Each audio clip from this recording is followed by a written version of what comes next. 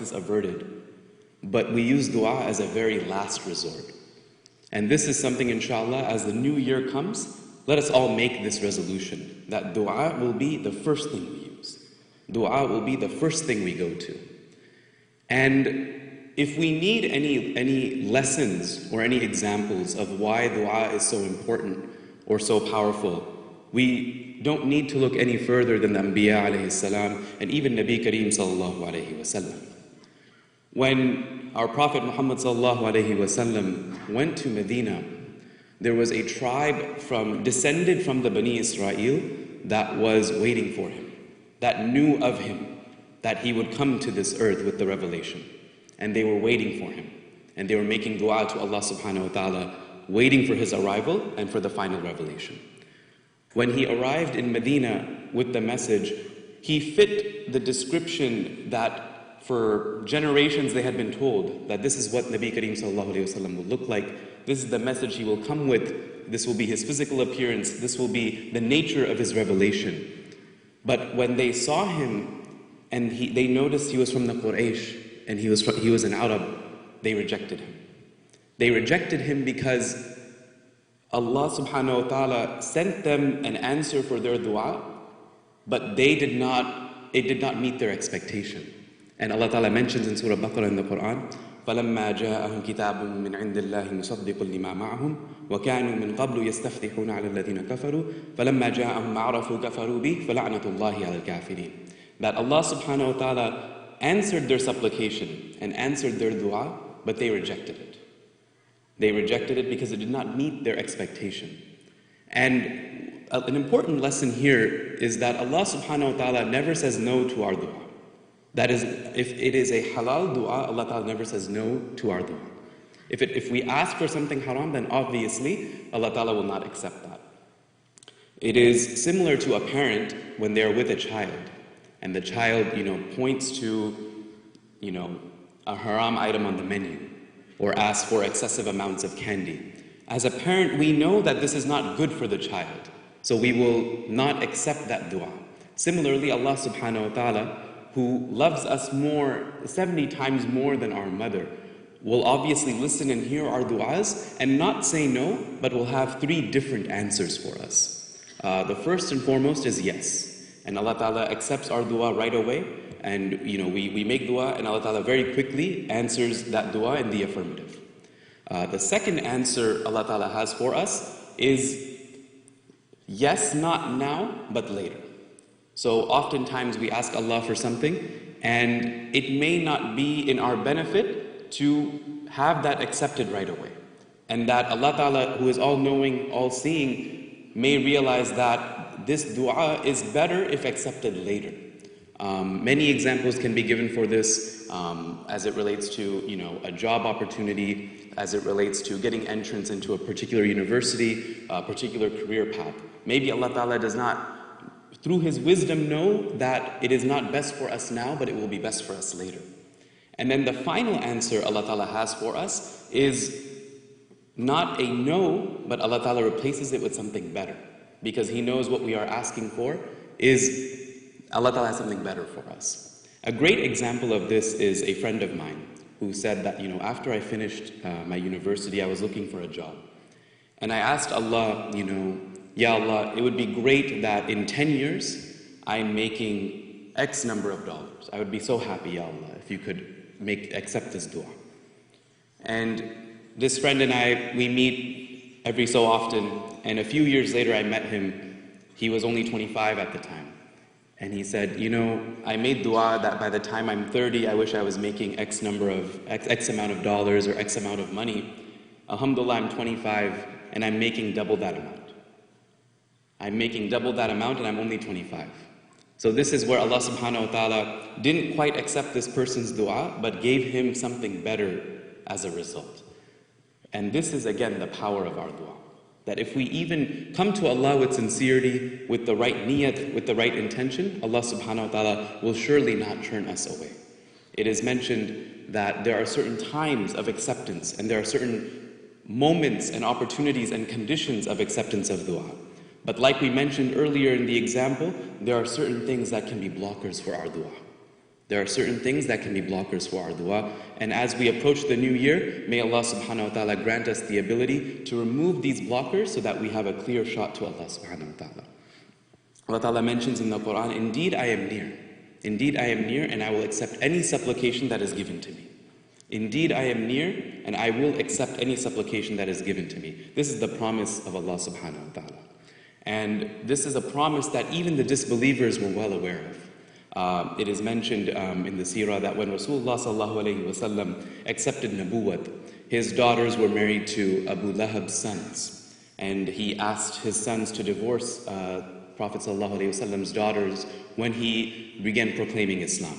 And so when this happened, Nabi Kareem sallallahu alayhi wasallam was very upset with one of the sons in particular. He was very rude to him.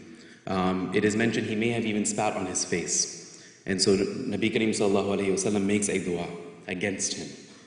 And even the disbeliever like Abu Lahab knew that the dua was the weapon of a believer, and that Rasulullah sallallahu alayhi wasallam, if he had made a dua or he had said something will happen, it will happen. So he gathered all of his tribesmen and he said, the Prophet Muhammad sallallahu alayhi wasallam has made a dua against my son. I need you all to protect him because I'm very scared that this dua will come true and come into effect. And so everyone is sleeping at night. All of the encampments are around the son of Abu Lahab in the middle, and everyone is around him. And then out of nowhere, in the dead of night, a lion comes. A lion comes in the middle of the night, quietly tiptoeing, jumping over every single bed that is there, every single person that is there, and he gets to Abu Lahab's son. And he, does what he does with him. This is the power of dua. And what is interesting to note is that this is an example of a dua that was answered right away. But there are many examples, even amongst those that are closest to Allah subhanahu wa ta'ala, where dua is answered later, where dua is not answered right away. A great example of this is when Nabi Kareem sallallahu alayhi wasallam once again went to Taif to give the message of revelation to the people of Taif. And we all know the story, so I won't go into the details, but they rejected his message and they sent him away from their city, and even the children of that city were pelting him with stones. It was a grave, very tragic day for Rasulullah sallallahu alayhi wasallam and his ummah, and the blood was running through his body, into his slippers, and he left in this condition from Taif. And that is when Jibreel alayhi salam and the angel of the mountains came to him and said, Ya Rasulullah sallallahu alayhi wasallam, if you'd like, we can destroy these people for what they've done to you. And we can think of ourselves in that situation, if we're angry, if we're frustrated, if we're upset, how we would respond in such an instance. But Nabi Kareem sallallahu alayhi wasallam, the best of creation, responded, beautifully, and he said, I don't want any harm to befall these people. In fact, I make dua for them. I make dua for them that if they don't become Muslim, then their future generations become Muslim, or their progeny become Muslim, and that one day they all, are on the true path of La ilaha illallah Muhammadur Rasulullah. And sure enough, many of us here from Southeast Asia and so forth in that region can directly attribute and credit our iman, our deen, our Islam, to the progeny of those people. Because it is from them Muhammad bin Qasim came, and he was an army leader, an army general that brought the Muslims into the Indian subcontinent. And so this is an example of a dua that was not accepted right away, but Allah subhanahu wa ta'ala had great benefit and great blessings in this dua, and the plan of Allah ta'ala was not seen until many, many generations later. And we can keep going on in terms of how Anbiya alayhi salam made so much dua, and Allah ta'ala, for his whatever wisdom there is behind it, did not accept it. And that is our belief. That must be our belief. If we don't believe in Allah subhanahu wa ta'ala, if we don't believe in his wisdom, if when we're making dua and we're asking for something, we're asking, Ya Allah, I want to gain admission into this university. Ya Allah, I want this job opportunity. But in the back of our mind, our belief must be that if Allah Ta'ala doesn't give this to me, it is best for me. And that if Allah Ta'ala gives me something else, it is better for me. If Allah Ta'ala, I interviewed for 2-3 jobs, and I wanted an offer from job number 1, but instead I got it from job number 2, and it pays me less, and it's not the company I wanted, We must, accept that Allah Ta'ala has benefit and wisdom in this. We must think of it from all angles. Maybe the first job isn't good for my iman. Maybe the first job is not good for my family. Maybe I will earn more, or maybe in this university I will have more prestige associated with it. But what is the point if it takes us away from Allah subhanahu wa ta'ala? What is the point if at the end of it all, we're not closer to Allah subhanahu wa ta'ala, but we're instead further away? When Nuh alayhi salam, Prophet Noah, it is mentioned he preached for 950 years. He didn't live for 950 years. That is just an approximation for how long he gave da'wah, for how long he called people to the religion. And it is mentioned that he only gained about 80 or so followers in that time. Hundreds of years, he only gained 80 or so followers. And now, we will never question Nuh alayhi salam and his dua and his standing as an anbiya. But even in that situation, Allah subhanahu wa ta'ala had a better plan in mind, and this is why this has happened. And this must be our belief, because this is one of the obstacles to our dua getting accepted. That if we don't have sincerity in our dua, and we don't have sincerity in our belief that Allah Ta'ala will accept our sincere duas, then our duas will not be accepted. Another instance in which dua will not be accepted is if we are in a state of sin, or we are constantly disobeying Allah subhanahu wa ta'ala. If we are disobeying Allah subhanahu wa ta'ala with consistency and not making tawbah, then our dua will not be accepted. So as the new year has drawn, as we are in this new opportunity, as Allah Ta'ala has blessed us with yet another year of life, may we all take advantage of this. May we all, raise our hands and first and foremost make tawbah. We must make tawbah and ask Allah subhanahu wa ta'ala for forgiveness for what we have done knowingly and unknowingly. And if we have harmed anyone, then we must also ask forgiveness for that. And we must, inshallah, clean our hearts and forgive those around us. It is mentioned that there was a Sahaba during the time of Rasulullah sallallahu alaihi wasallam. A Sahaba walked into the masjid and he said, "This person is among those of heaven. This person is among those that Allah Ta'ala is pleased with." And the Sahaba Ikram were sitting around Nabi Kareem sallallahu alaihi wasallam, and they were like, what makes this person so special? Why is he among those that will be, blessed in the hereafter? So one Sahaba comes to him and says, I want to stay with you just for a few days. I want to just observe you. And so he stays with him for, a few days. And he's watching this person. And this person in that time isn't doing anything out of the ordinary.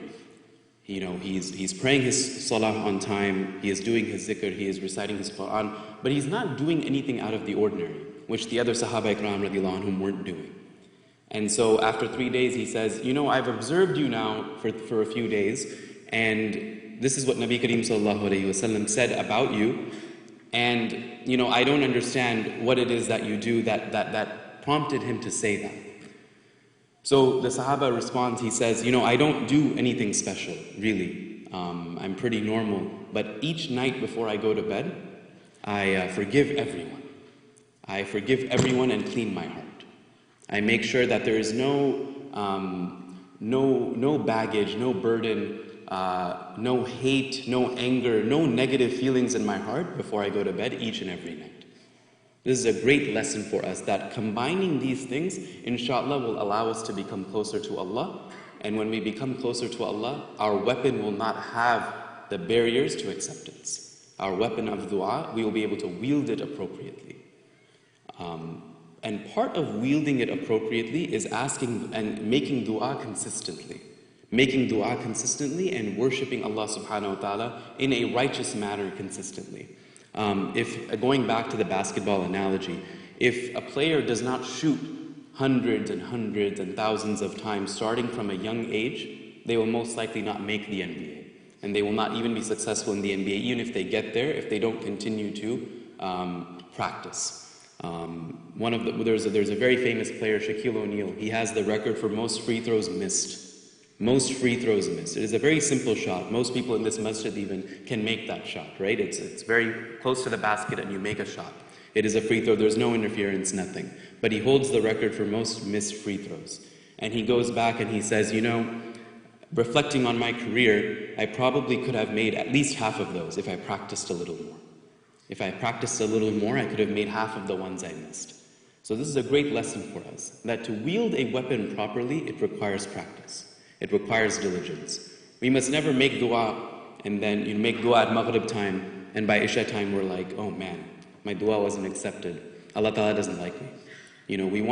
We live in a world of instant gratification, right? With Uber, with Google, with Facebook. We want things right away, DoorDash even. We want things right away, right now, on a click of a button, on a push of a button. But this is not how the nizam of Allah subhanahu wa ta'ala works. This is not how the weapon of a believer, the weapon of dua does not work in this manner. It is a great lesson for us that inshallah, let us be consistent with our dua. And one way we can do this, inshallah, is by observing the times and the type of people for which dua is accepted. And understanding that Allah subhanahu wa ta'ala has a plan for each and every one in this life. That if my dua isn't accepted, or if my dua comes back to me in a different manifestation, it is because there is a plan for someone next to me perhaps that coincides with this dua. A short story to illustrate this. This is a very famous story. Many of us may have heard it. There was a doctor, a cancer research doctor, who was Muslim, and he was being given an award in a city far, far away. So he was flying to this city and to accept this award. And as he's heading to the airport for his flight is canceled. His flight is delayed. So he goes to the flight attendant and he says, my flight is now canceled. I need to get to this city for this conference. And she says, there's no flight in the next day or so that will get you there on time. Your best bet is to drive. Drive down, it's 3 hours away, 4 hours away, something like that. And this person did not like driving. They were very much adamant against driving, and this was a very long drive. Nonetheless, they rent a car and they get in, and they're going. And as they're going, they make a wrong turn, and a few hours in, they realize they're completely lost. And so this person tries their best to get to the nearest home, and it's heavy rain, weather is horrible, can't see anything, but subhanAllah, is able to find a home and just gets there. And he sees a woman emerge from this home, and he says, hey, I'm lost, and I was supposed to go to a conference, all this stuff happened, can I just stay with you for the night? And she says, of course, yes, you can stay with me. And so he's staying with her, and he notices, as he's sitting, that this woman is constantly praying. She is offering her prayer, and next to her is a cradle, and she keeps rocking the cradle in between her rakats. So she prays 2 rakats, and then she's rocking it. She prays a little bit more and keeps rocking it. And so the doctor asks this woman, he says, I noticed that this is your behavior. You're praying, you're making dua, and then you keep rocking this cradle. What is the reason behind this? And she says, I have an infant son. He's a few years old, and he has a very rare type of cancer. And there's only one doctor in all that can help cure this, that knows the cure for this, or knows how to perform the operation for this. Only one. And he lives very, very far away. So I've been making dua for years, for months, for years, that Allah subhanahu wa ta'ala bring me to meet this doctor, or somehow get us together, so that maybe inshallah my son can be cured. And lo and behold, this was the doctor she was speaking about. This is the nizam of Allah subhanahu wa ta'ala. This is how Allah subhanahu wa ta'ala works. And until we have that yaqeen and that belief, it will always prevent, there will always be an obstacle from our dua being accepted. This is a great lesson for us. And so inshallah, may Allah subhanahu wa ta'ala give us sincerity in our intention. May Allah subhanahu wa ta'ala give us sincerity in our dua. May Allah subhanahu wa ta'ala allow us to be closer to Him, to reach Him, and inshallah we will talk next about the times and the moments and the opportunities where dua is accepted. Wa akhiru da'wana anil hamdulillahi rabbil alamin.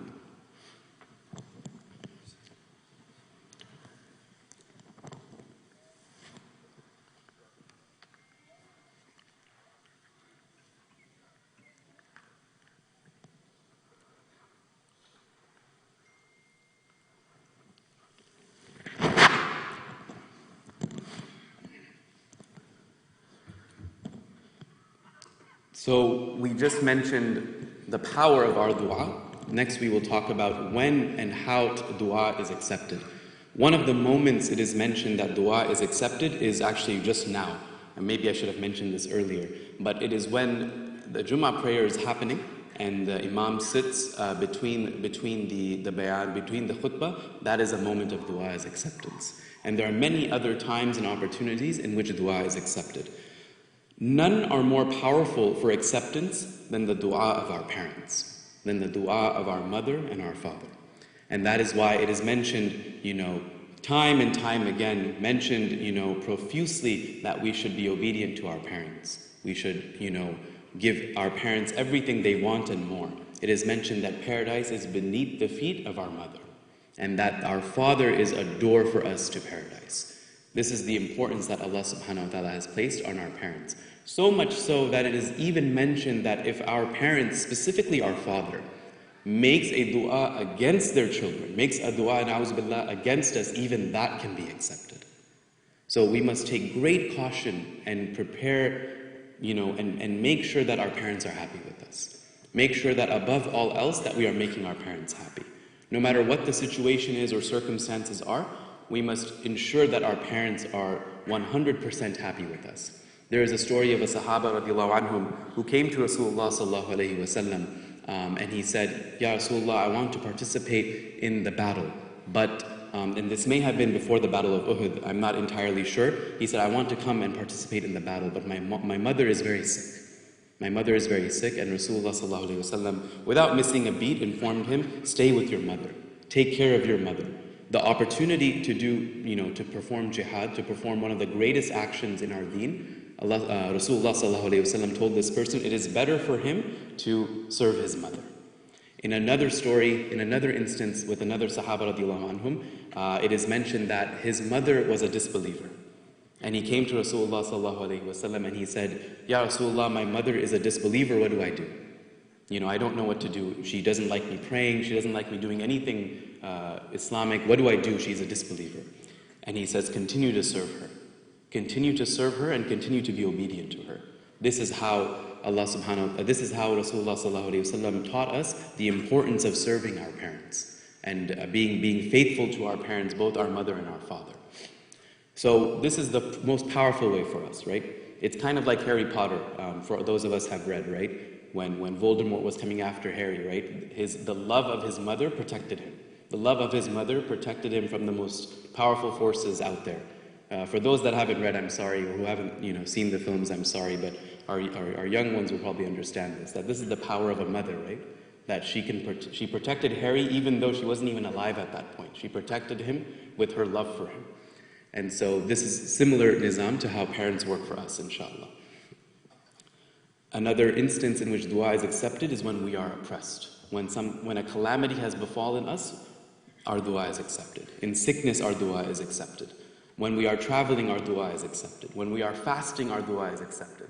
There are so many opportunities that if we map it out in our minds, it becomes very clear that Allah subhanahu wa ta'ala has made almost a daily opportunity for our dua to be accepted. There is even specific times. It is mentioned right before Maghrib. It is mentioned between the azan and the iqamah. There are numerous opportunities, but Allah ta'ala asks, who will accept? Who will ask of me? And in Ramadan especially, it is mentioned, Ramadan is, not too far away. It is mentioned that Allah subhanahu wa ta'ala, in the nights of Ramadan, comes down to the last heaven and asks everyone. He asks the entire ummah, the entire dunya. He says, who will ask of me of my treasures? Who will ask of me of my treasures? And what he is referring to is those that are praying tahajjud, those that are up late at night, supplicating and asking Allah subhanahu wa ta'ala for any dua that they have. May Allah subhanahu wa ta'ala grant us all the ability to act upon what has been said. May Allah subhanahu wa ta'ala allow us to be those that are closer to Him. May Allah subhanahu wa ta'ala allow us to be among those that are successful in this life and in the hereafter. May Allah subhanahu wa ta'ala accept all of our sincere du'as. May Allah subhanahu wa ta'ala, if He does not accept our dua in this lifetime, give us something 1,000 times better in the hereafter.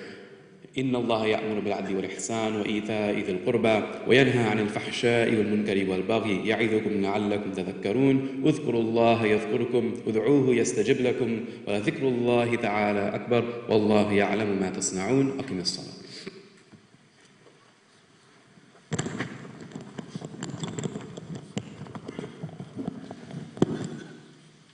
الله